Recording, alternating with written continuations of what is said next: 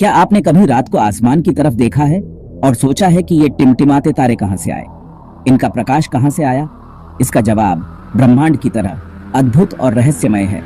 ये कहानी एक धमाके से शुरू होती है, ऊर्जा का एक ऐसा विस्फोट जिसने वो सब कुछ बनाया जिसे हम जानते हैं और प्यार करते हैं। यह ब्रह्मांड की पहली रोशनी की कहानी है।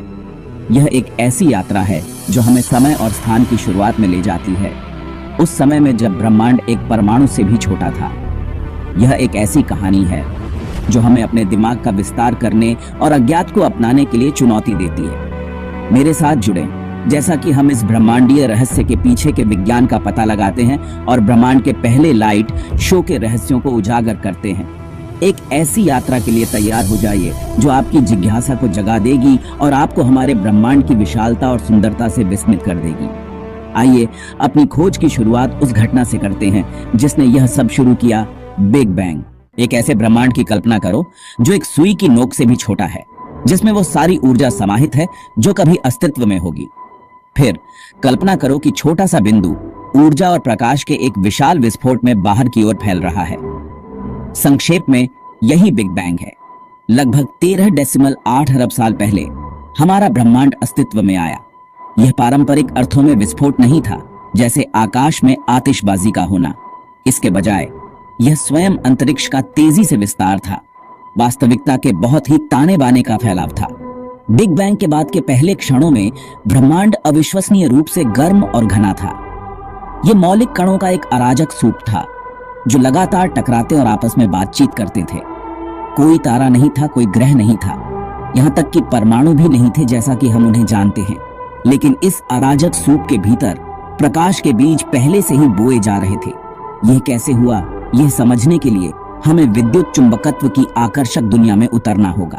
प्रकाश, जैसा कि हम इसे अनुभव करते हैं, एक बहुत बड़ी घटना का एक छोटा सा अंश है, विद्युत चुंबकत्व। प्रकृति का यह मूलभूत बल विद्युत आवेशित कणों के बीच परस्पर क्रिया को नियंत्रित करता है। यह वह शक्ति है जो परमाणुओं को एक साथ रखती है, चुंबकों को आपके रेफ्रिजरेटर से चिपकाती है और हमें अपने आसपास की दुनिया को देखने देती है। प्रारंभिक ब्रह्मांड में आवेशित कण लगातार गति कर रहे थे और परस्पर क्रिया कर रहे थे।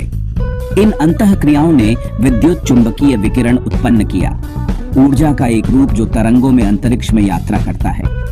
इस विकिरण में तरंग दैर्ध्य की एक विस्तृत श्रृंखला शामिल थी, बहुत लंबी रेडियो तरंगों से लेकर अविश्वसनीय रूप से छोटी गामा किरणों तक।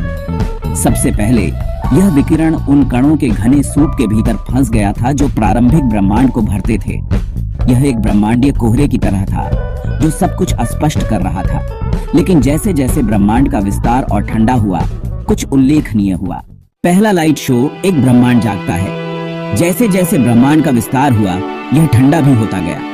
इस शीतलन ने आवेशित कणों को मिलाने और तटस्थ परमाणु बनाने की अनुमति दी, मुख्य रूप से हाइड्रोजन।